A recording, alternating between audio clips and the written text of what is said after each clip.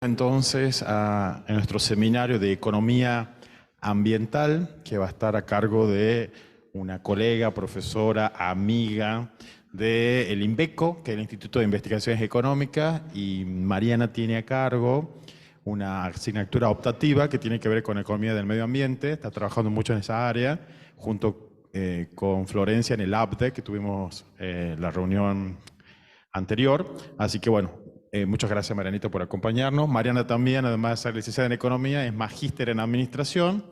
Así que bueno, también un gusto y que pueda compartir hoy con nuestros futuros licenciados en Administración.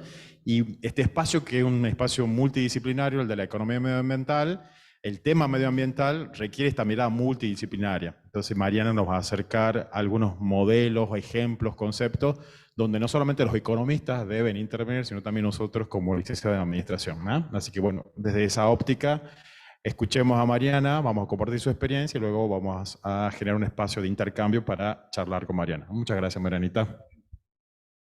Bueno, gracias por la invitación.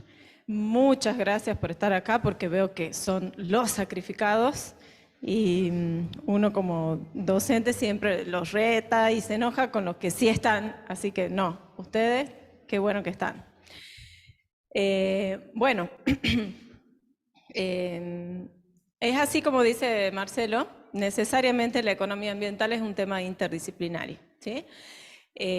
Voy a tratar de condensarles en este tiempo, que es bastante poquito para hablar de economía ambiental, pero voy a tratar de condensarles algunos conceptos para darles un pantallazo de lo que estamos trabajando en economía ambiental en la facultad, ¿sí?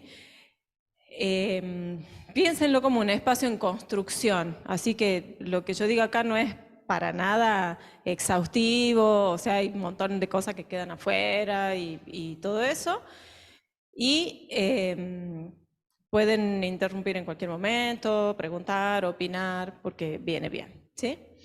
Bueno, hablemos de economía ambiental, pero antes de eso, un poco de por qué. ¿Por qué estamos hablando de economía ambiental?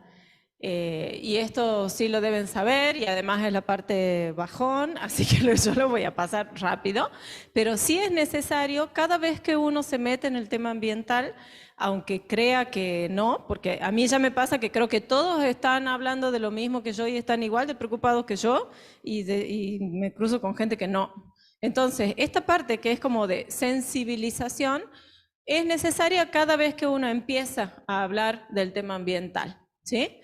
Entonces, ¿a qué me refiero? Bueno, ¿cuál es el problema ambiental que tenemos? Desde el adelgazamiento de la capa de ozono, que tiene un montón de cosas técnicas. ¿Esto anda? No, no tiene lucecita. Ok, no importa. Son las mismas láminas que yo uso para mis alumnos, ¿sí? Entonces ahora no se preocupen, no les voy a hablar de cada capa de la atmósfera y todo, qué sé yo, pero el dibujo es bastante ilustrativo. El sol tiene los rayos que calientan nuestro planeta para bien, porque si no, no podríamos vivir acá. Después no pueden salir si nosotros tenemos una capa de dióxido de carbono que hace el efecto invernadero. Bueno, además de eso, hay en alguna altura de la atmósfera, que no me acuerdo cuál es, una capa solo de ozono, que es la que no deja que pasen los rayos UV. Si pasan, nos morimos. O sea, estamos hablando no de cuidar el planeta, sino de cuidarnos a nosotros, la vida de los humanos. Bueno, esto también es una gráfica de concentración de ozono en las distintas capas. Yo uso y pongo esto con mis alumnos de economía porque tienen las herramientas estadísticas para entenderlos y las herramientas matemáticas. Y forma parte de esta cosa de cuando uno trabaja en un equipo interdisciplinario, todas las partes tienen que hacer el esfuerzo de la transdisciplina. No es solo trabajar con otro que tiene otra formación, es entender, hablar el lenguaje del otro. En mi caso yo soy economista y estas cosas son de química, de física, de biología y etcétera, ¿sí? Pero es la única manera de trabajar en el tema ambiental, porque si no, no aparecen las soluciones, ¿sí? Entonces, No, ahora no lo voy a hacer con ustedes, pero sí a los que les interesen, sepan que trabajar en el tema ambiental implica la transdisciplina. Hay que acordarse un poco de química de la secundaria, de biología también, leer bastante y hablar el mismo lenguaje con profesionales de otras áreas. Bueno, ahí tienen una fotito del agujero de ozono, etcétera.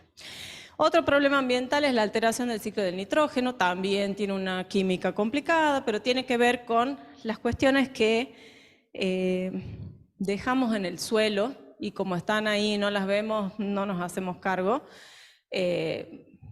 como los fertilizantes que se usan, como desechos y residuos de todo tipo, etcétera, que modifican la química del suelo y modifican también la calidad de las aguas que finalmente terminan en el mar, ¿sí? Entonces, todos estos problemas ambientales que tenemos tienen que tener una mirada global porque nada está aislado en el ambiente.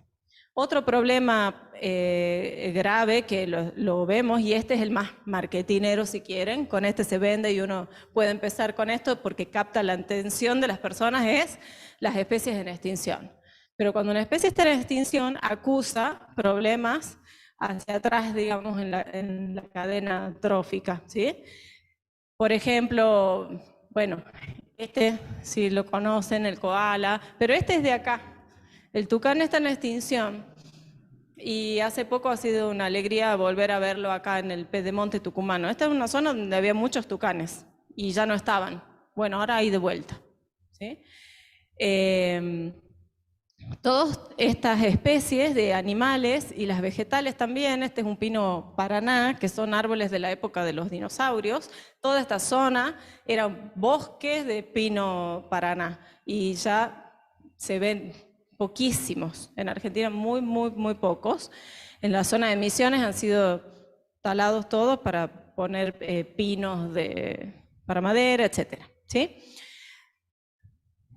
El problema de la contaminación ambiental, bueno, esta es una foto de Tucumán, no hace falta irse muy lejos, lo conocemos bien de cerca. Los ingenios, bueno, todo el tema, y esto también es una foto de Tucumán. Esta es la avenida Perón, es la Perón, y es la misma foto en una época del año y en otra época del año. ¿Quién tira un mes para la primera y para la segunda? Claro, ¿cuándo es esto? Esto podría ser más o menos ahora. Está limpio, ¿sí? Esto podría ser más o menos en agosto, septiembre, octubre, a veces estamos 3, 4 meses así se ve. Bueno, la contaminación atmosférica es otro de los problemas ambientales. La contaminación hídrica y el acceso al agua potable es un gran problema ambiental. Estas son fotos reales, no están trucadas ni nada. Es contaminación en ríos, contaminación en el mar, el vertido de aguas en los ríos. Y esta es una gráfica para niños, digamos, de todas las formas de contaminación de las aguas subterráneas, porque de esto nos olvidamos y todos somos en parte responsables.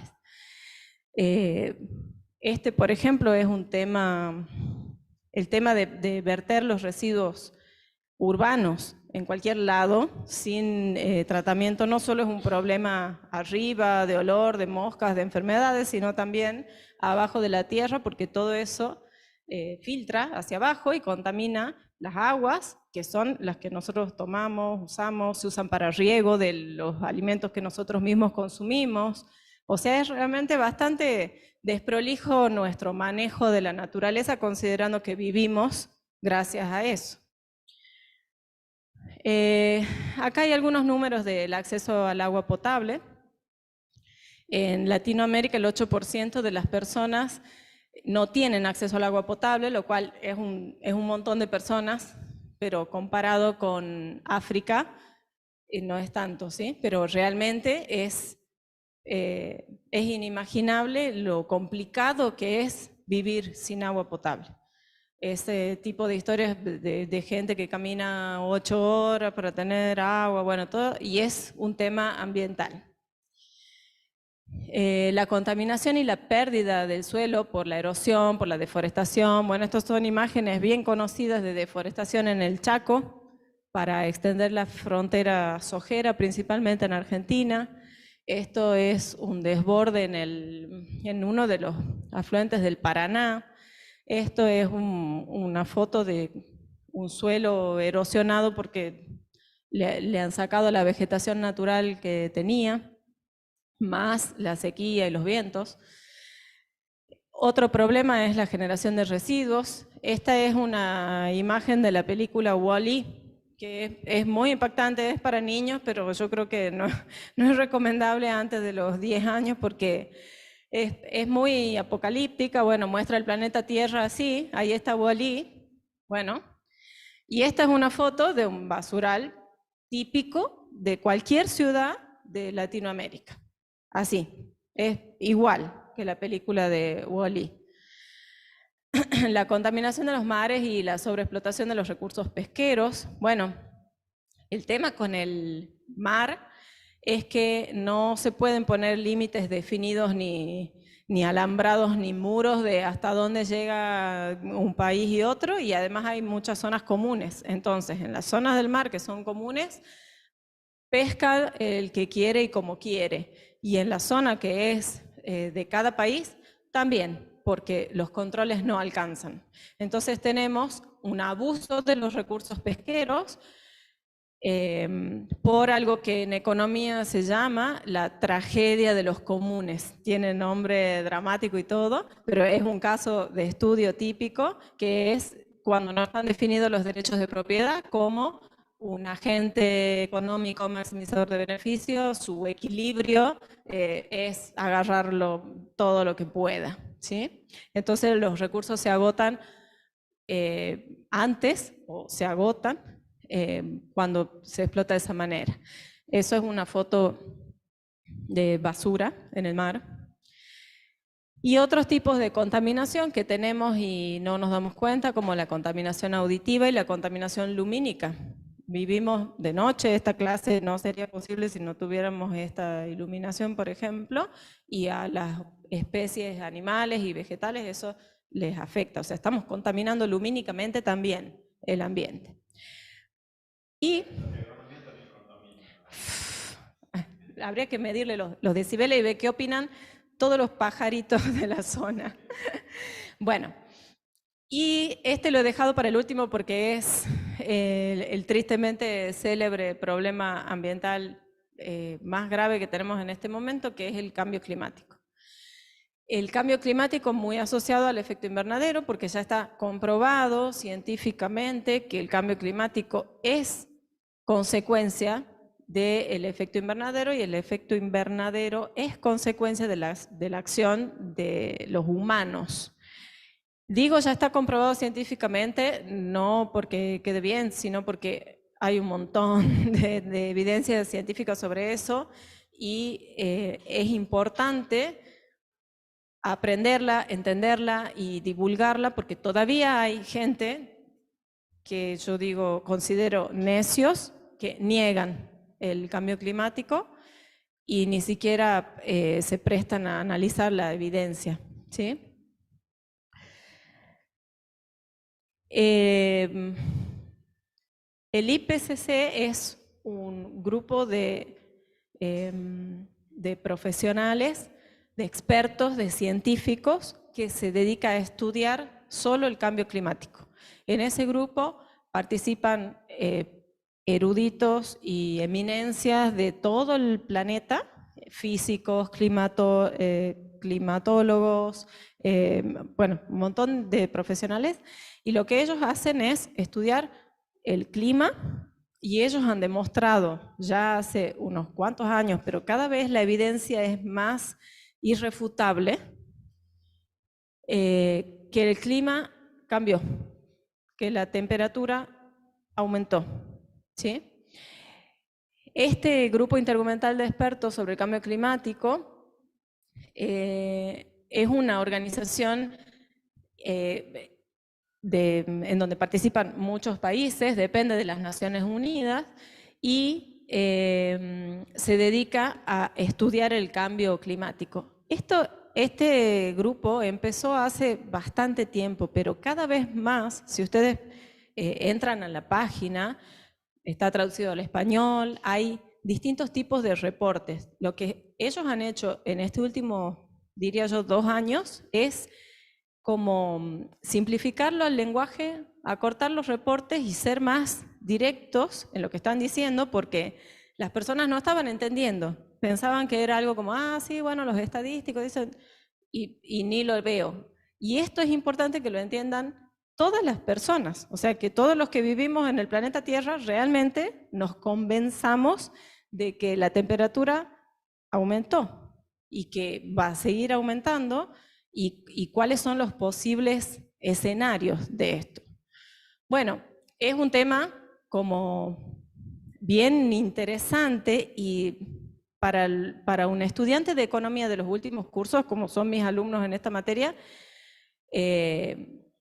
como cercano en el sentido de que cuentan con las herramientas para entender mucho del lenguaje que utilizan. Ustedes creo que teniendo estadística inferencial hay varias cosas que también están a su alcance, como gráficas de este tipo que muestran años en el eje de las X y muestran aumento en la temperatura promedio de la Tierra, que incluye la temperatura sobre la Tierra, sobre el mar, etcétera. Bueno, todas las cuestiones de cómo se mide. Y uno puede ver en estos gráficos ciclos, tendencias, o sea, todos los elementos de una serie de tiempo, ¿sí? Y esta línea celeste que está acá es una simulación de cómo sería la temperatura de la Tierra sin la intervención humana, ¿sí? Y la roja, es esta, que es una simulación de cómo es el calentamiento con la acción humana y la natural. La azul es la que de verdad se mide, ¿sí? Entonces, uno mirando este gráfico, lo que puede interpretar es que la simulación de qué le sucede a la temperatura de la Tierra por la acción humana es bastante parecida a lo que ocurre de verdad, ¿sí? Este tipo de cosas es lo que miden los del IPCC y son los argumentos que se dan para realmente convencer a las personas de este problema, que lo estamos teniendo y lo vivimos. O sea, la ola de calor esta que ha terminado hace poco casi nos mata, pero sí, hay gente que lo sigue negando, ¿sí? Entonces, este tipo de herramientas para alguien que conoce medianamente de estadística es fácil de entender y muestra que esto es real y está ocurriendo. Bueno, como esto tengo un montón, ¿sí? Solamente les quiero mostrar que hay mucho escrito y nosotros tenemos la herramienta para entenderlo aunque no seamos climatólogos, ¿sí? Solo por tener algunas herramientas estadísticas, más ser un habitante de la Tierra, debería importarnos y entenderlo. En este gráfico se muestra la población mundial a lo largo del tiempo, ¿sí? Miren cómo a partir del año 1900 es un crecimiento exponencial. Entonces, por eso es que muchos, bueno, este es el consumo de energía también, el esfuerzo del IPCC, de este panel de expertos, es en buscar cuáles son las variables que se comportan parecido a la temperatura promedio y entonces podrían ser las causantes, ¿sí? Entonces, inocentemente, bueno, estamos buscando en la población, el consumo de energía, las emisiones, todas estas cosas van asociadas. Estos son gráficos de las emisiones de gases de efecto invernadero. Y por otro lado, que estamos en un planeta que tiene 4.600 millones de años. Y esto ha ocurrido en el último pedacito, que es justo cuando la población de humanos aumentó exponencialmente. Entonces, como, bueno, no nos hagamos los tontos, tenemos que ver en eso. Y gráficos más... todas estas cosas son herramientas de impacto para decir, hey, el problema ambiental, ¿sí? No es que los quiera convencer a ustedes, capaz que ya están convencidos, pero sí mostrarles cómo desde distintos lados uno puede captar la atención para decir, bueno, acá hay un problema, por ende hay que trabajar en esto. Acá hay una cita del Laudato Si, que lo escribió el Papa, que es un documento muy interesante. Entonces, el cambio climático es un problema global, con graves dimensiones ambientales, sociales, económicas, distributivas y políticas, y plantea uno de los principales problemas para la humanidad. Ahí tienen varias citas, acá tienen un esquema de cómo esto es como un esquema de la explicación que damos para el problema ambiental. El crecimiento demográfico, la demanda de recursos y el aumento en el consumo son las causas directas. Tenemos causas indirectas también y todo esto está presionando sobre el ambiente. Y a eso le sumamos el problema de la inequidad. Este tipo de gráficos se llaman los gráficos de copa de champán, porque tienen esa forma. Y fíjense que muestra, en este caso son quintiles de la población. Esto es el 20% de la población, otro 20% de la población, otro 20% de la población, otro 20% de la población y el otro 20%. Y lo que están mostrando los colores es cuánto ingreso tiene cada uno de ese 20% de la población. Claramente, este 20% de la población, estas personas, tienen muchísimo más ingreso que esto, ¿sí? Entonces, cuanto más finita es la copa de champán, cuanto más forma de copa de champán tiene, más desigual es la distribución del ingreso en cualquier población que yo esté midiendo. Esto es para el mundo, se lo puede hacer para cualquier sociedad y se puede comparar entre una y otra. Eso los economistas lo hacemos mucho. Y este gráfico muestra las emisiones de dióxido de carbono para los deciles de la población. Y ahí también hay una desigual distribución, ¿sí? Hay un 10% de la población mundial que genera el 49% de las emisiones de dióxido de carbono. Y esto es un tema a nivel global, ¿sí? ¿Por qué? Bueno, porque a niveles de países también decimos, bueno, ¿en dónde estoy? ¿En dónde estará Argentina? ¿De cuáles será de estos? ¿Sí? Y entonces cuando nos dicen, bueno, no, pero hay que bajar las emisiones. Bueno, pues yo soy de estos, tengo que bajar las emisiones. Si yo soy de estos, ¿por qué? Hay cuestiones también bien complicadas entre los países por el tema de cómo hacerse cargo. Ok, sabemos que el problema ambiental existe. ¿Cómo nos hacemos cargo? Empiezan los problemas. Bueno, una luz de esperanza en la solución es este tipo de acuerdos multilaterales que se hacen entre países, en donde los países se comprometen a determinadas cosas y se comprometen voluntariamente. El último y el que está en vigencia es el Acuerdo de París del 2016, en donde participaron, creo que eran 80 países, no me acuerdo. Bueno, y acá está resumido en 10 puntos a qué se comprometieron los países: a reducir los gases de efecto invernadero. Hay también una responsabilidad de financiamiento de los países que tienen más recursos hacia los que no tienen. Adaptación, pérdidas y daños, diseñar nuevos mecanismos, el tema de la transparencia y la cuestión legal.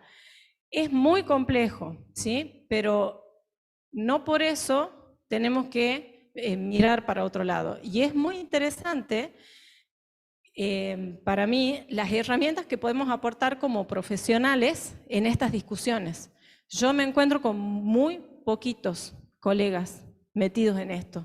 Y resulta que nosotros tenemos muchas herramientas para diseñar mecanismos de incentivo, para mejorar, para diseñar planes de negociación entre partes, costos y beneficios, evaluación de proyectos, todas esas herramientas que tenemos desde nuestra ciencia, acá son muy útiles y muchas veces zanjan discusiones, porque bajan a terreno cuestiones que están demasiado abstractas, ¿sí? Para un biólogo, lo único que le preocupa, por decirlo así, yo me río y peleo con los biólogos, pero lo único que le preocupa es que las vaquitas de San Antonio se están muriendo. Pero bueno, tenemos que hablar de cuánto reducimos de deuda externa si yo contamino menos, cuánto. Y cuando aparece la cantidad, bueno, ahí podemos aportar, ¿sí?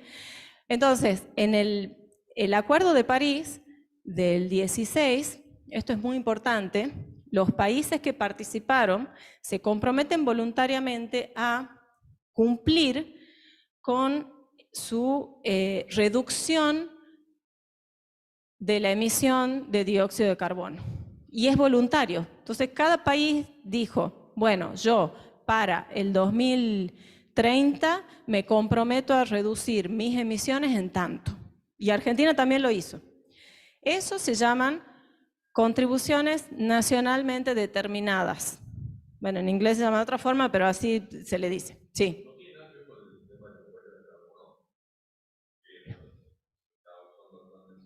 Y algo tiene que ver.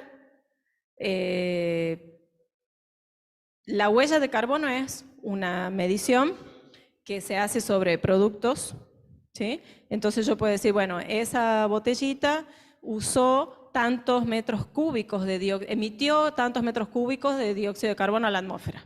Sí, tiene que ver.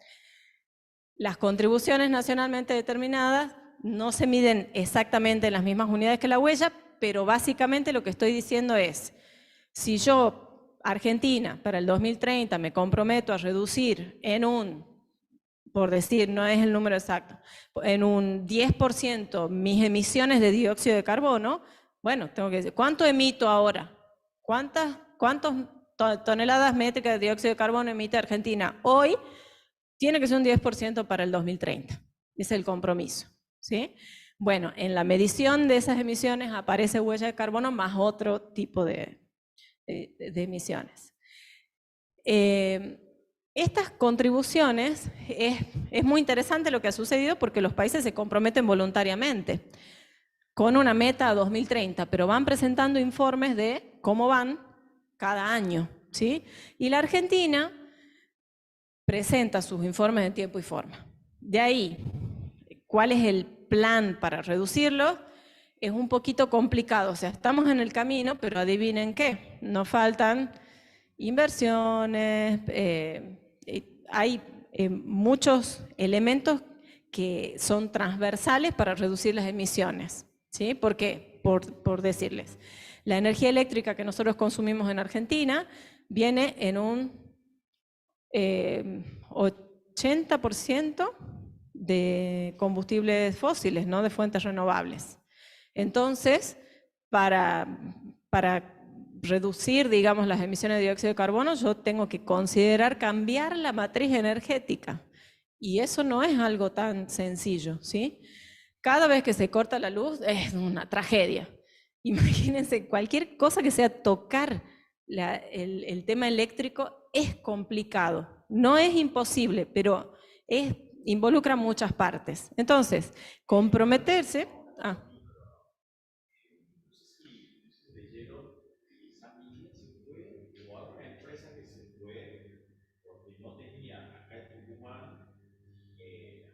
O el apoyo para las energías renovables. No sé si vieron la noticia. Ah, Hacer unos paneles de energía ujú. solar y creo que a Córdoba, me parece. Puede ser.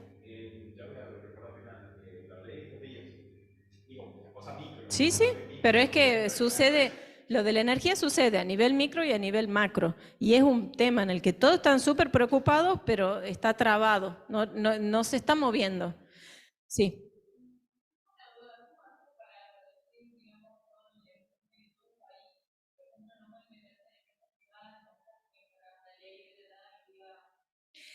Sí pueden porque los que se comprometen a reducir es el país. El presidente firma eso, o la presidenta, sí. O sea, está, y es la idea, digamos, que en cada país la máxima autoridad sea la que se compromete, porque de ahí baja la línea, por decirlo así. Pero bueno, sigue siendo voluntario. Entonces, por ejemplo, en este acuerdo, China dijo, yo no voy a reducir el 20% hasta el 2030. No llego. Hasta el 2050 sí, pero el 30 no. Y los chinos son súper prolijos y tienen su plan, pero tienen su plan a 50 años. Y bueno, y como es voluntario, nadie puede decirle, no, bueno, te vas, no, que, ok. China está así. Entonces China ahora está creciendo sus emisiones de dióxido de carbono. Dijeron que va a crecer hasta el 30 y de ahí van a empezar a bajar a una tasa de tanto. Tienen el plan, pero no es como el de los otros. Bueno, entonces, en base a ese acuerdo del 2016, el IPCC, ese panel de expertos, proyecta cómo sería, cómo estaríamos, si se cumple, se mantienen las políticas, si no, seguimos con las proyecciones. Entonces, todo esto para hablarles del problema ambiental, ¿sí? Hemos hablado de esto es un problema, nosotros como profesionales podemos aportar. Desde el lado de la economía, existe una rama que es la economía ambiental. Eso es lo que intentamos, yo y un grupo de colegas, impulsar desde la facultad, porque no teníamos esa materia hasta hace poco.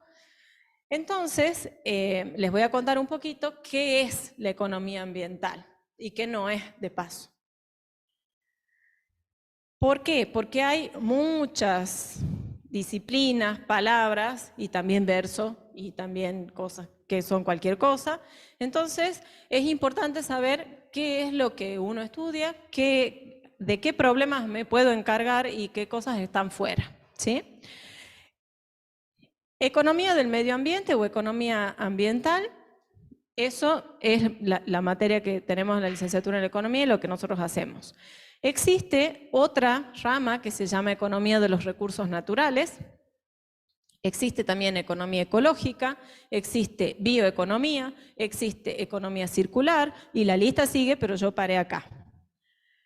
¿Qué es economía del medio ambiente? Es la aplicación de los principios económicos al estudio de cómo se administran los recursos ambientales.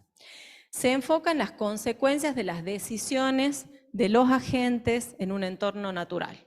Si ustedes han hecho principios de economía 1, ¿sí? Es algo así como todo lo que han estudiado ahí, pero lo aplicamos al problema ambiental. No vamos a hacer nada más que eso, ¿sí? Que no es poco. ¿Por qué? Es lo que les digo. Hay muy poquitos economistas metidos en el tema y muchas veces falta el enfoque económico, pero el enfoque económico tipo ese puro, el de Adam Smith, digamos, el de ¿por qué yo voy a esperar que una persona solo de onda tenga determinada actitud si estoy viendo que los seres humanos en la vida económica se comportan con incentivos? ¿Sí? Eso es muy importante. Por ejemplo, el problema del mar y la pesca. Entonces, no, los japoneses son re malos porque vienen a pescar la ballena. ¿Saben todas las cosas que sacan de la ballena y el valor que tiene en dólares? Todo lo que se saca de la ballena es puro incentivo. No son ni buenos ni malos los japoneses, están viendo la oportunidad. ¿A dónde están las ballenas? Acá, nadie las cuida, ok, ¿cuánto me cuesta? Solo llegar hasta acá, no tengo que pagar ni un permiso de pesca, nada. Costo-beneficio, ¿cuánto? Listo. ¿Sí? Cuando yo lo pongo en esos términos, ¿sí? me saco del rol ese del activista, sino de decir, bueno, ¿por qué está viniendo? Por esto. Entonces lo que tengo que hacer es cambiarle los incentivos, que sea súper costoso sacarla a la ballena de acá. Le tengo que cambiar su estructura de costos, ¿sí? Ya que el precio al que lo venden no lo voy a poder modificar porque eso será en el mercado de Japón, ¿cómo podría aumentar los costos?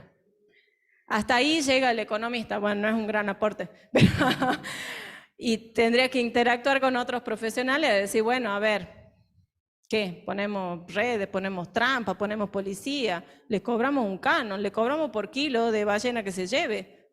Le cobramos tanto que en vez de llevarse 1000, se lleven 3. Y los ecologistas dicen, no, que no se lleven ninguna. Y bueno, pero se estaban llevando 1000, que se lleven 3. Entonces, en las negociaciones, para poner estos problemas en otra perspectiva, somos útiles los del palo de las ciencias económicas. Bueno, la economía de los recursos naturales utiliza los instrumentos económicos de política para el manejo y la conservación de los recursos naturales. Utiliza la valoración económica de los recursos naturales, modelación económica como herramienta para determinar el uso eficiente de los recursos renovables y también de los no renovables.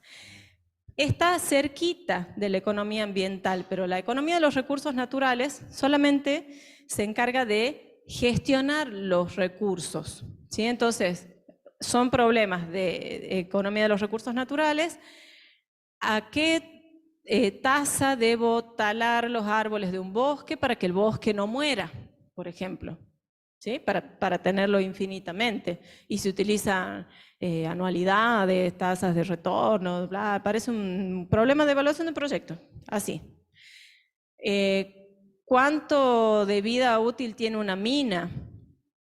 ¿A qué tasa debo extraer los minerales para eficientizar el uso de los transportes? Ese tipo de problemas estudia la economía de los recursos naturales. ¿Tiene que ver con economía ambiental? Sí, pero es más puntual, ¿sí? La economía ecológica es otra cosa. Aquí sí, está, no digo en la vereda de enfrente, pero no es lo que enseñamos acá, ¿sí? La economía ecológica nace como una crítica a la economía ambiental. Critica básicamente al sistema económico que prevalece en el mundo hoy, que es un sistema liberal, ¿sí? o neoclásico, y catalogándolo como que los economistas vemos a la economía como un sistema cerrado, ¿sí? Todo fluye, si ustedes se imaginan el diagrama del flujo circular que ven en Principios de Economía 2, todo entra y sale, oferta y demanda, todo cierra, no hay ningún problema. Lo que dicen los de la economía ecológica es que no es así, que nos estamos olvidando de poner en el sistema costos que estamos generando al ambiente, o sea, a todas las otras especies que viven en este planeta también y a nosotros mismos en el futuro, ¿sí? Como sería el caso de los residuos. En todas esas cosas de economía que nosotros hemos estudiado, nunca nos preocupamos con qué hacemos con el residuo de la producción de la empresa.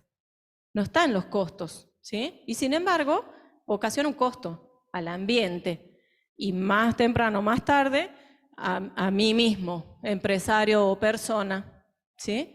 Bueno, entonces es una crítica bastante fundada desde el lado más bien de los ecologistas y los biólogos, o sea, lo que yo digo del palo de las ciencias naturales, la economía ecológica.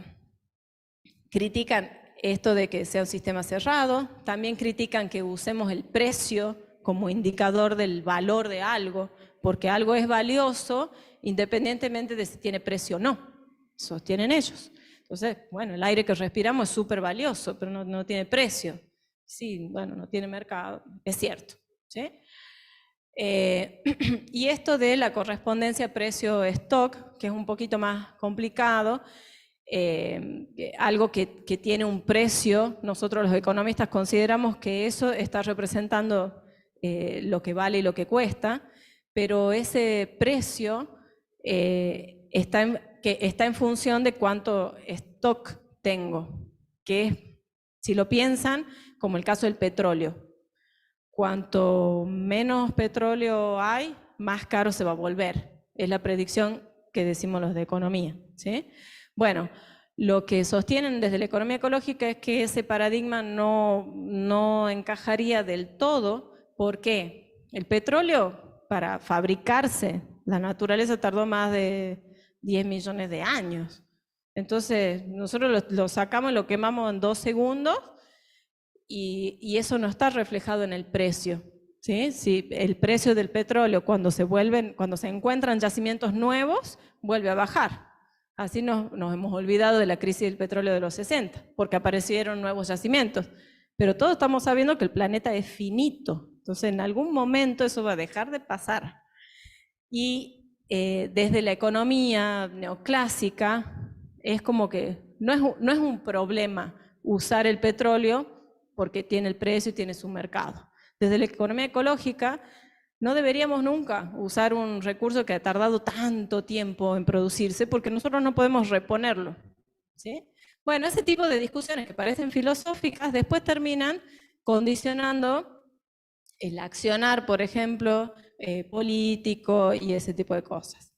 La economía ecológica entonces es una crítica a la economía ambiental, pero también porque cuando yo les hablo de economía ecológica, inmediatamente todos mis alumnos se ponen la camiseta verde y decían, ah, sí, a mí también me parece todo. Bueno, alto ahí. ¿Quién gana? El reduccionismo del discurso económico ayuda más a encubrir que a resolver los problemas ecológicos y sociales. Eso dicen los de la economía ecológica, que los economistas ambientales reducen mucho el problema y que así no se soluciona. Ok. La ecología permitió sensibilizar a la población ante el tema ambiental, pero muchas veces esto de ponerse la camiseta verde para acusar el problema es fácil, pero no hay soluciones. Y las soluciones son, ah, qué verde que soy. Esto de pintar verde es decirme sustentable y en realidad no estoy haciendo nada, ¿sí? Es puro marketing.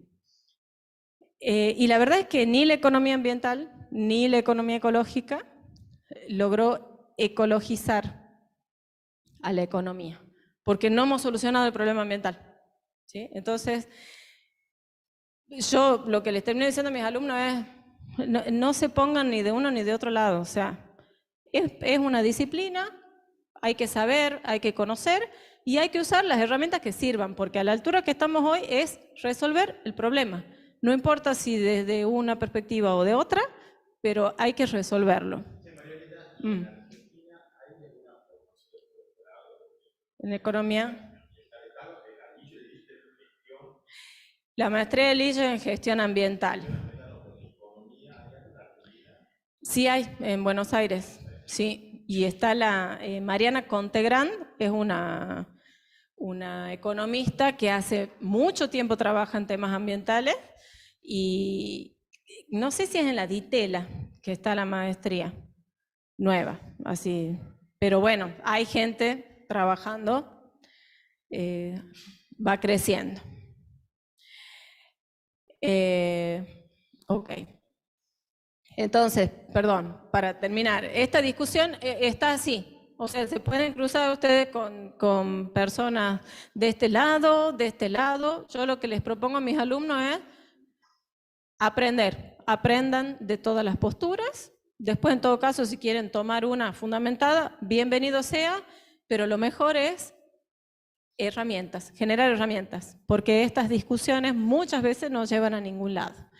Y otro término que se escucha mucho es el de economía circular. Economía circular no es una disciplina como tal, ¿sí? No es una rama de estudio ni un enfoque, es un paradigma, un modelo utópico de cómo tendría que funcionar la economía, ¿sí? Hermoso, a mí me encanta, pero sí es importante que no se confundan, o sea, no es una disciplina en sí, es un modelo, ¿sí?, de cómo funcionaría una economía, de cómo debería funcionar, sin dejar absolutamente ningún residuo suelto. Y esto, que parece simple, es súper difícil y no existe en la realidad, ¿sí? La idea de que todo lo que se produce, todo lo que produce el ser humano, tiene que ser consumido de alguna manera y no generar efectos en el ambiente. Para esto toma como un rol protagónico todas las R, las 3R, las 7R, las 8R, no sé, reducir, reutilizar, ¿me ayudan? Reciclar, bueno, son un montón de para no reducir, para no liberar al ambiente ningún tipo de desecho y no modificar su equilibrio, ¿sí? Es fantástico como modelo, pero siempre sirve como un norte. Hacia ahí quiero ir, ¿sí?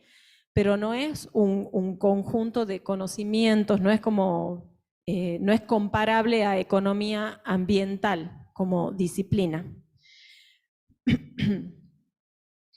Bien.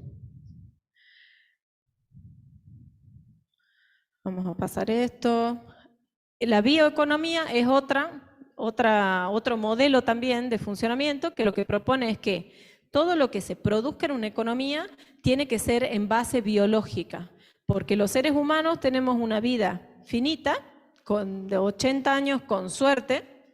Entonces, todo lo que nosotros consumimos y utilizamos a lo largo de nuestra vida debería ser generado en una escala de vida humana, en años. Entonces, no deberíamos usar ningún tipo de mineral, ningún tipo de, como el petróleo o ese tipo de cosas que la naturaleza tardó millones de años en ponerlo en ese estado, ¿sí? Sino que todo lo que usemos se pueda generar en un lapso de tiempo a escala humana. Entonces, por supuesto, acá están todos los combustibles renovables, también los bioplásticos, también a escala humana lo de los residuos. Fabrico un plástico en menos de un segundo la botella y después dura, no sé, como 1000 años para desintegrarse. Entonces, como no, también lo que yo libero al ambiente tiene que modificarse en una escala de tiempo asimilable a la vida humana. Es un enfoque bien interesante y hay bastantes investigaciones en el tema. Bueno, ¿qué hacemos nosotros acá en la facultad con mis alumnos? Estudiamos primero cuestiones como conceptos económicos básicos que se usan en la economía ambiental, el problema ambiental, los métodos de valoración ambiental, porque las cuestiones ambientales generalmente no tienen precio porque no tienen mercado, pero hay métodos para valorar. El análisis costo-beneficio, cómo se regula la contaminación, o sea, problemas de cómo el gobierno puede generar incentivos a través de impuestos, restricciones o las herramientas de política económica que conocemos para regular la contaminación, indicadores ambientales, donde podemos interactuar con el IPCC y todo ese panel de expertos y otros indicadores. Y esto es como la mitad de la materia. Ahí, el parcial, que es como la parte más teórica. Y a partir de ahí, tenemos como temas sueltos que están relacionados. Uno es cambio climático, otro es la economía de los recursos naturales, cómo se gestionan los recursos naturales. Otra es la relación entre el desarrollo económico y el ambiente.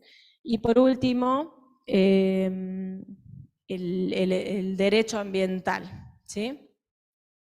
El análisis económico del derecho ambiental. También este año sí vamos a tener algo de comercio. Este año en el segundo cuatrimestre. Sí. Y la materia la hemos organizado, somos varios profesores porque no se dictaba, pero no puede no dictarse, o sea, no podemos estar fuera. Y próximamente vamos por ustedes, ¿o no? Queremos armar una materia de gestión ambiental, porque también hace falta de la rama de administración en estas cuestiones ambientales.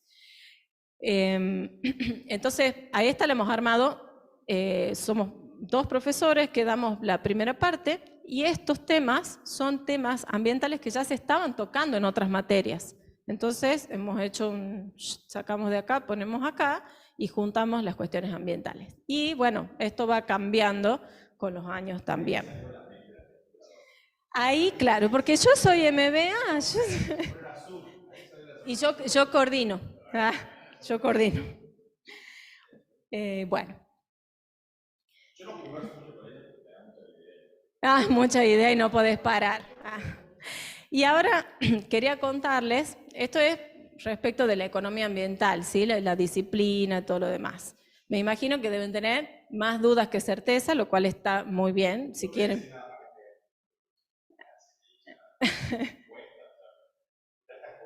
¿Que poner a trabajar a la gente? No, sí, eso sí hago, pero ¿cuántos docentes? Somos 8. ¿Pero por qué tanto para una asignatura? Porque son los primeros años y mucha cantidad de alumnos que... No. La materia optativa. Los temas son modulares. Claro. Entonces, son pocos alumnos, pero son muchos temas. Entonces, no podés abarcar como docente todos los temas, sino que lo que hizo ella hizo un núcleo básico que lo dictan los profes y los otros temas que lo hace dialogar. O sea, la economía no necesariamente el derecho, la población, la educación, ¿verdad? Con los profes de cada materia. O sea, por ejemplo, crecimiento y desarrollo económico, medio ambiente, crecimiento y desarrollo económico lo dicta el profe de derecho económico, perdón, de desarrollo económico. O sea, él estaba en su materia tocando un poquito, entonces decís, che, si profundizás un poco y es una unidad en esta materia, ¿sí? Este es el profe de derecho y economía. Claro, pero bueno, esto, el detrás de escena es que yo venía hace 10 años, y economía ambiental, y bueno, no tenemos expertos porque no hay un doctor, y no, bueno, no hay, pero, y hay que trabajar. Y como que, o sea, se armó la materia, tiene muchos alumnos para lo que es la licenciatura en economía, o sea, ustedes son una multitud, y, y aparecen también de afuera de la facultad muchos vínculos posibles, así como, ustedes están haciendo esto, y sí. Entonces, por ejemplo, en una materia estábamos con la gente de la reserva de Orcomolle.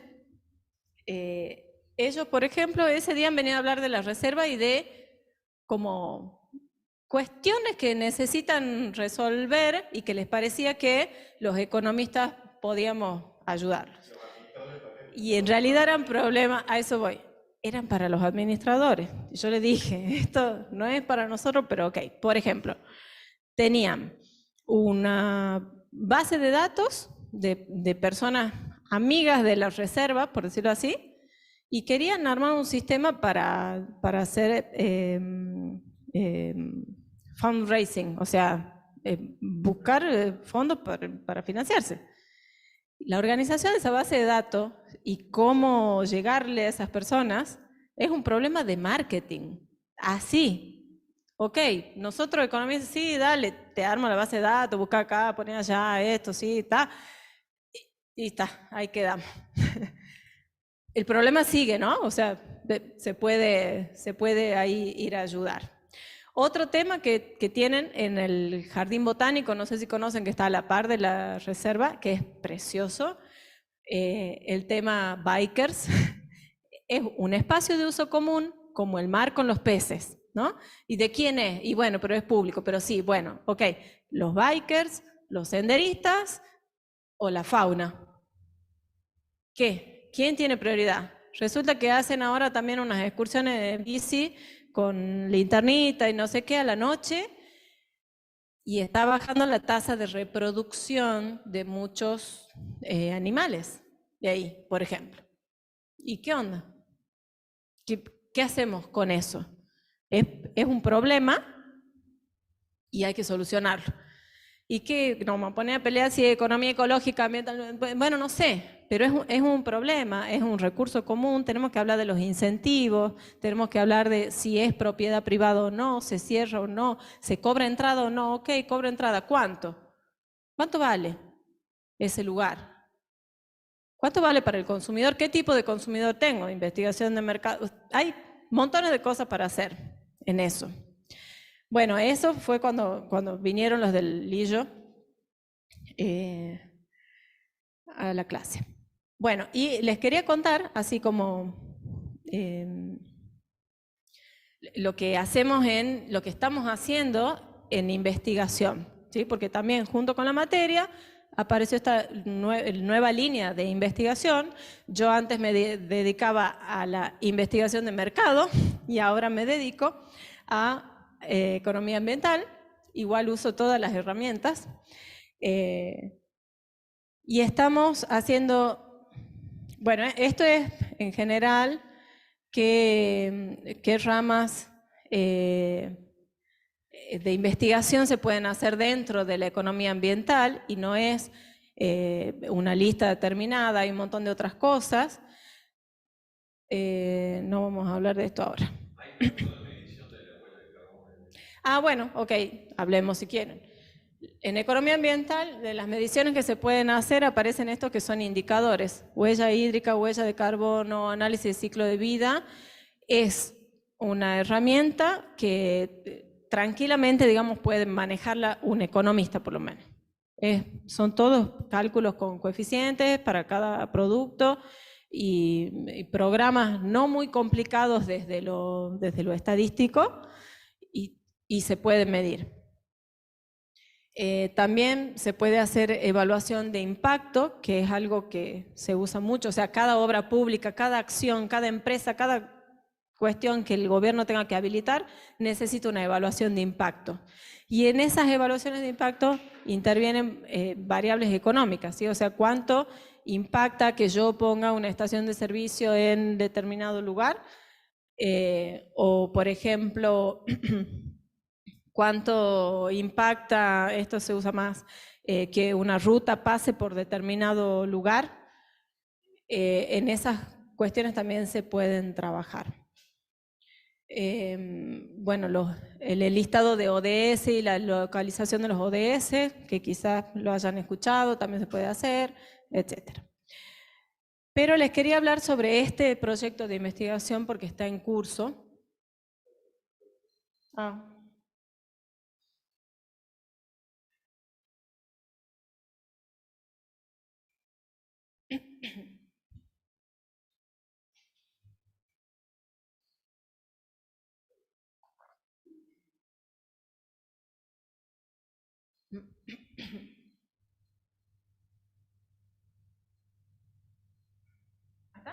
Bueno, este proyecto está en curso ahora. Es la valoración de los servicios ambientales del Parque Sierra San Javier. El Parque Sierra San Javier tiene toda esta extensión. No lo dimensionábamos nosotros tampoco antes. Acá está, esta es la avenida Aconquija y esta es la Belgrano. Uno cree que el Parque Sierra San Javier es esto, donde están las casas de la universidad, Bosque de la Memoria, ¿sí? Bueno, es todo esto. Llega hasta Tafí Viejo. Por la hostería de Tafí Viejo se puede entrar también al Parque Sierra San Javier. Es bien grande. Y es de la universidad. Entonces, ese lugar tiene un valor. Es una reserva, tiene flora, fauna, y presta lo que en economía ambiental se llaman servicios ambientales. Los servicios ambientales van desde lo más básico, como el goce del paisaje que tenemos los humanos, por decirlo así, hasta servicios de provisión de agua potable, porque hay muchas nacientes en ese lugar, servicios de regulación, o sea, la cantidad de árboles que hay en ese lugar regulan la temperatura, bueno, ¿sí? Entonces, ese lugar presta servicios ambientales. Y es tema de la economía ambiental medir esos servicios en pesos. ¿Cuánto valen los servicios que presta el Parque Sierra San Javier para la provincia, por lo menos? Para que este número hay que tomarlo con cuidado, por supuesto, pero es una herramienta, ¿sí? Nunca se ha medido. Y si nosotros pudiéramos poner en pesos cada uno de estos servicios, por lo menos sabríamos cuánto vale el activo que tiene la universidad en sus manos, ¿sí? Y es todo un esfuerzo. Nosotros hemos empezado por los servicios que se llaman... ¿qué onda? No me están... Los servicios que se llaman culturales, que son estos los más básicos y relacionados con el consumidor. Ahí. ¿Estará sin carga? No, se clavó. Ahí está. Bueno, a vos te hace caso. Ahí está, ahí está, ahí está, ahí está. Bueno, los servicios ambientales los podemos clasificar desde los más cercanos a los humanos, que se llaman los servicios culturales, de qué bonito el paisaje, cómo lo uso para recreación, o por ejemplo, si se trata del mar, la vista al mar, ¿sí? Es algo que en el mercado inmobiliario cotiza. Bueno, esos son servicios culturales. Servicios de regulación, como la temperatura, las aguas, servicios de provisión, perdón, lo de las aguas, y servicios de soporte, o sea, ¿a dónde estamos pisando? Si no tenemos esto, que ese es el que por definición no se mide, es invaluable por ahora. Pero sí podemos avanzar en la medición así de abajo para arriba. Sí.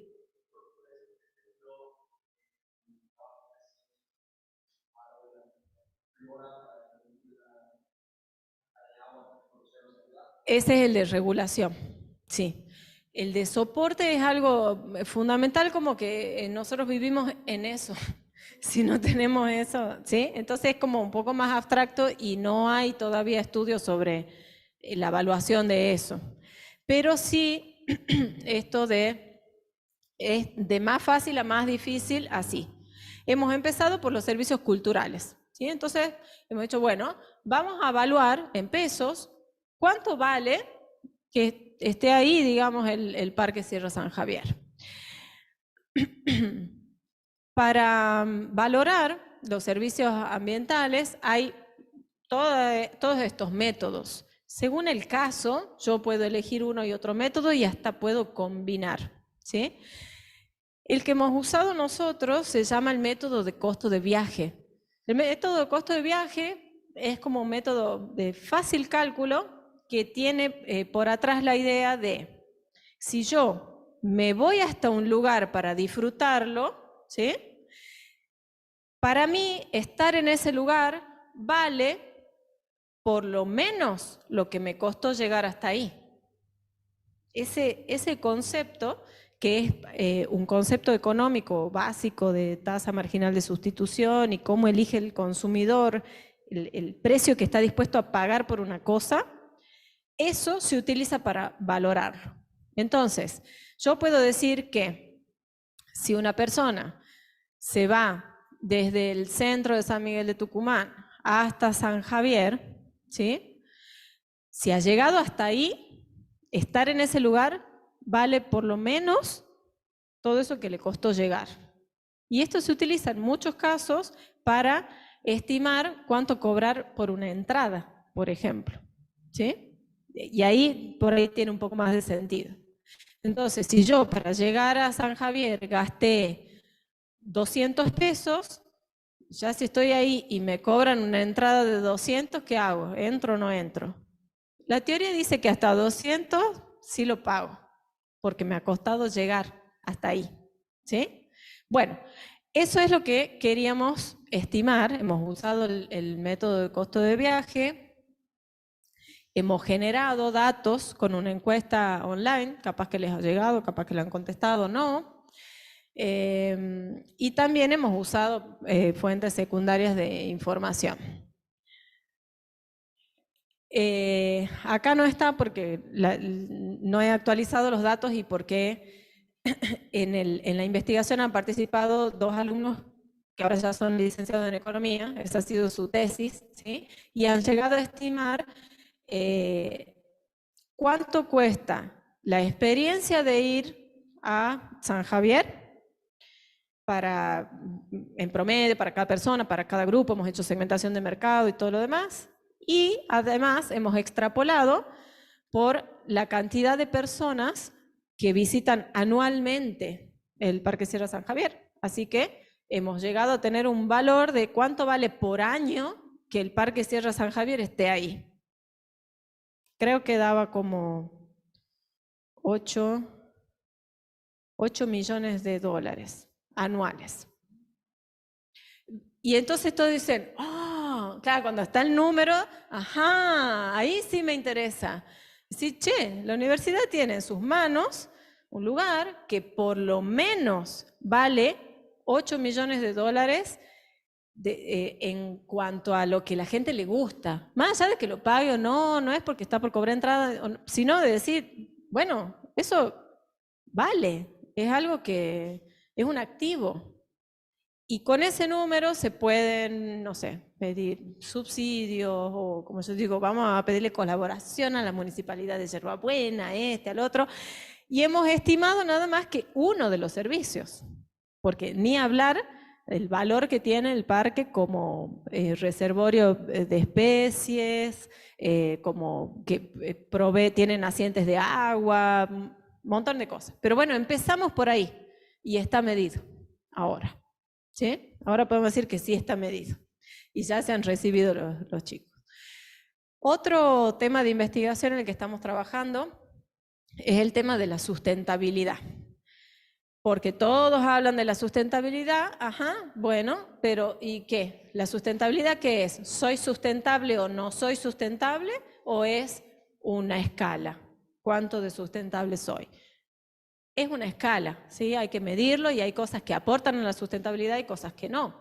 Entonces, para considerarlo seriamente, bueno, hay que medir. Estamos trabajando con un método que se llama SEPIA, Sistema de Evaluación Ponderada de Impacto Ambiental, que es para fincas de producción, ¿sí? ¿Cuánto de sustentable es una explotación citrícola? Estamos haciendo en este momento, pero el sistema puede aplicarse a otras producciones, tanto agrícolas como ganaderas. Es un sistema de autoría del INTA junto con Embrapa, que es como el INTA, pero de Brasil, empresa brasileira de pesquisa agropecuaria, y es un método que considera que la sustentabilidad está compuesta por 5 dimensiones. Así. Algo así. La dimensión ecológica, la dimensión ambiente, que es considerar la calidad de la tierra, del agua y del aire. La dimensión social, porque hay personas que trabajan y eventualmente viven ahí. La dimensión económica y la dimensión de gestión, cómo se maneja el cultivo, más digamos agronómicamente. Mide variables en las 5 dimensiones, variables específicas que mirar, las pondera, ¿sí? Con un sistema estadístico que está hecho en base Excel, o sea, una plantilla, creo que son 108 variables, no sé, un montón, y cada una de ellas tiene un mínimo, un máximo y un comportamiento esperado, etcétera. Y se pueden encontrar indicadores así de tipo telaraña como esto. Ajá, gráficos telaraña, digo yo. En donde podemos poner las dimensiones, digamos, vectorizarlos para que tomen valores entre 0 y 1, y esto verde sería sustentable, ¿sí? Y mido la explotación y me da eso rojo. Entonces, la cuestión no ¿es sustentable o no? Eso no me ayuda, ¿sí? Es, ok, no es sustentable porque no está respetando la forma verde. Yo necesito que sea más grande que lo verde. Pero ¿a dónde está el problema? Bueno, parece que en esta dimensión, en esta, ¿sí? Y entonces puedo hacer un feedback con el administrador de la explotación y decir, che, mira, está flojito de acá, fíjate, este indicador no te da, así. Y eventualmente, este indicador de sustentabilidad podría ser la llave para, no es acreditar, ¿cómo serían las normas de, bueno, certificar, ¿sí? Certificar sustentabilidad. En eso estamos. Ahora estamos midiendo para una finca citrícola, después capaz que hacemos para otra o nos pasamos a otra producción. Y nuestro anhelo es como medir este indicador de sustentabilidad para todas las explotaciones de la provincia y hacer un mapa de sustentabilidad, que ya está hecho en Brasil. Estos de Embrapa ya nos llevan un montón de años, pero es interesante como, sí.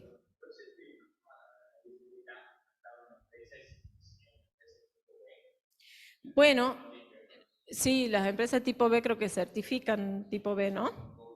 Sí, pero la verdad no sé bien en qué consiste. Como esto es para agropecuario, entiendo yo que no hay así. Seguramente lo de tipo B debe,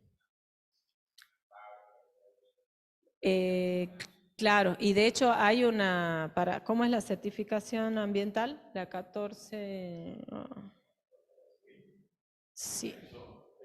Sí, hay unas ISO que son ambientales, pero, claro, pero hasta donde yo sé, no llegan a medir sustentabilidad. O sea, sustentabilidad es un concepto que tiene que tener sí o sí varias aristas, porque sustentable es que vos le dejes a las generaciones futuras las mismas posibilidades que vos tenías. O sea, algo tan abstracto y filosófico como eso, transformarlo en un número es un montón de trabajo que, bueno, me parece que las normas ISO ni siquiera lo tienen, pero es hacia donde hay que avanzar. Y tampoco este capaz que no es el mejor, pero decir, bueno, hagamos con un indicador y que podamos compararlo con nuestro país vecino, por ejemplo, que podamos comparar entre provincias, cómo está la producción agropecuaria en términos de sustentabilidad, Tucumán versus Salta, así, que es lo bueno de los indicadores, que permiten comparar. Bueno, 14.001. En esto también estamos trabajando y por último les quería contar que hay dos, ya no, ¿son compañeros? No, ya no. Bueno, dirigido a estos trabajos de práctica profesional, porque es afín al tema, ¿sí? En realidad mi investigación no pasa exactamente por ahí, pero bueno, Micaela trabajó sobre moda sustentable, con esto de la economía circular y la reutilización, y es muy interesante. Entonces, por lo menos desde los conceptos teóricos básicos de la parte ambiental, he podido como participar en su proyecto, ¿sí? Y también el caso de Marina, que ella lo que planteaba era una estrategia de marketing para una empresa que ofrece productos que hacen más sustentables las viviendas, ¿sí? Tipo losa radiante, ese tipo de instalaciones. Entonces ahí también mi participación tenía que ver más con la primera parte, que es la parte ambiental y cómo enfocarlo al problema.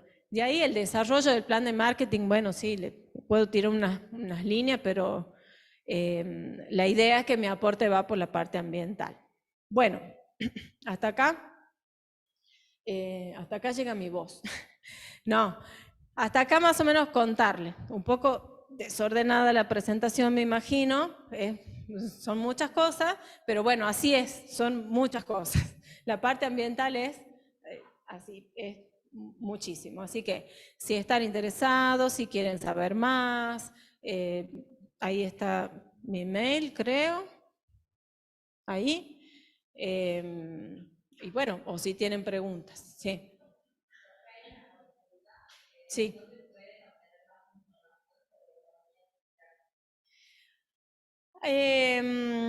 Y bueno, básicamente buscando en Google hay mucho, ¿no?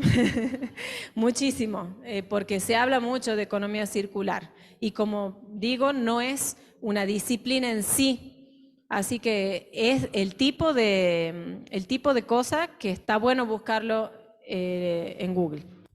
Sí, sí, sí. Sí, son los de evaluación de impacto, se llaman esos métodos.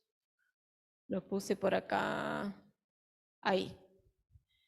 Es una rama de la economía ambiental y sí hay métodos específicos porque, digamos, no toda, hay que ver de qué externalidad se trata, ¿sí?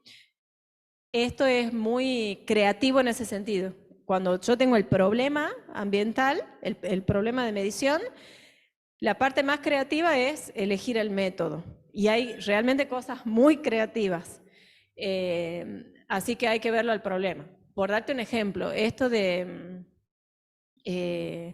cuánto vale que esté el Cerro San Javier ahí, uno de los métodos que también se puede usar es el de precios hedónicos. Es decir, vos tenés que las viviendas, o sea, si tuviéramos datos del mercado inmobiliario, podríamos comparar cuánto cuesta una vivienda de determinadas características cerca o frente del parque versus cuánto cuesta una de iguales y similares características no cerca del parque.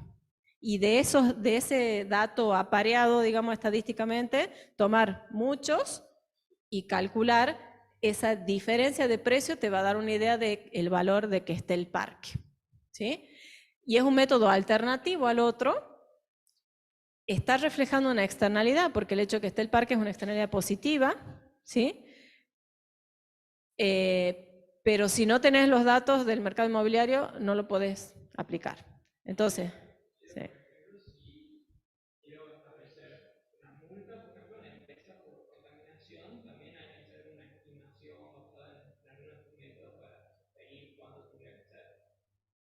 Claro, ¿cuánto es la multa? Sí. Eso se llama estimación de daños y monetización de daños, que también hay varios métodos según el daño que estemos hablando. ¿Sí? O sea, si lo que la empresa está haciendo es verter los residuos sin tratamiento en el río, tenés que considerar, digamos, el impacto directo sobre las personas, que generalmente es el más costoso, y después sobre las plantas y todo eso tienen coeficientes que están establecidos por el Ministerio de Ambiente de Nación. Y las personas que hacen las evaluaciones de impacto se registran así tipo matriculados, ¿viste? Como los contadores, creo que es exacto, es como peritaje. Sí, así es. No hacemos eso nosotros, ¿no? Por la duda. Pero bueno, ¿ven? Hay todo, y todo es ambiental, así que sí. No, ya están de Semana Santa los chicos. Ah, bueno, gracias. Bueno, muchas gracias, Marianita. Gracias por participar. Gracias a los que nos acompañan de forma virtual. Entonces, vamos a dejar un espacio en la aula virtual para hacer una actividad. Y bueno, los esperamos entonces la próxima semana. Muchas gracias. ¿Ah? Sí, sí.